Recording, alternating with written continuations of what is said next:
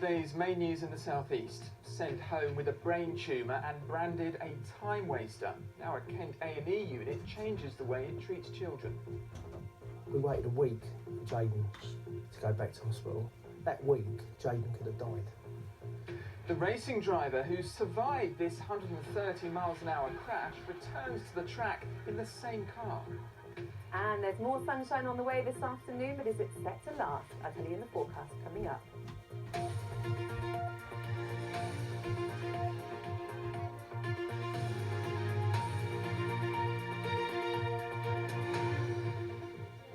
Good afternoon. One of the South East's accident and emergency units has changed the way it cares for children after a teenager's brain tumour was missed by NHS doctors, leaving him paralysed. 17-year-old Jayden went to Maidstone Hospital's out-of-hours A&E service after complaining of headaches.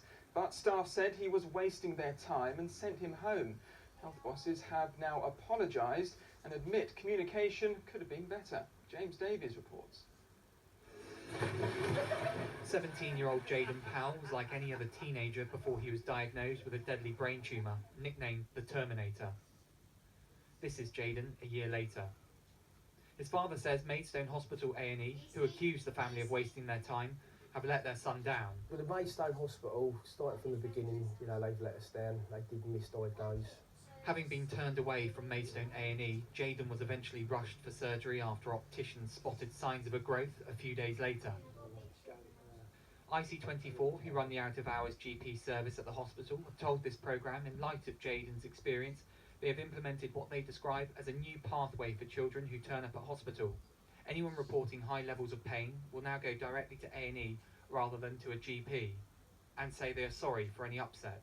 Jayden's father hopes the changes will save other children's lives. As long as it doesn't happen again like what we've gone through, it's well positive, yeah. I mean, if it saves a child's life, what Jayden's gone through, definitely, because it was a week. We waited a week for Jayden to go back to hospital. That week, Jayden could have died. The family are now trying to raise £500,000 to travel to a German clinic for treatment unavailable on the NHS. However, one brain tumour charity says there are no certainties.